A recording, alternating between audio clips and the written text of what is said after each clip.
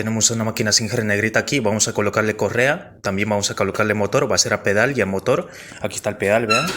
Esta correa me ha costado nada más que $1. Este motorcito sí me ha costado $9, motor nuevo. Después vamos a hacer un video acerca del motor, bien. Pero primero vamos a colocarle correa, ahora voy a enseñarles cómo se coloca, es muy fácil. Metemos la correa por ahí abajo de manera que nos quede así por la ranura de la rueda ahí abajo. Y aquí arriba igual, que nos quede por la ranura de la volante, bien. Entonces nos quedaría de esta manera. Vamos a medir ahí, que no quede muy duro ni muy suelto, y ahí vamos a marcar porque tenemos que cortar en esta parte, ¿bien?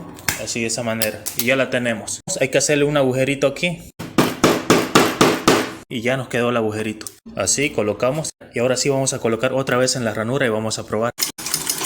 Ahí vemos que quedó perfectamente, amigos, como pueden ver. Bueno, no tiene que quedarles muy suelta la correa porque si está muy suelta se les va a salir a cada rato, bien. Así que ya saben, en cuanto a máquinas familiares o domésticas, la mejor marca, Singer. Y el mejor canal de YouTube, El Mundo de la Costura.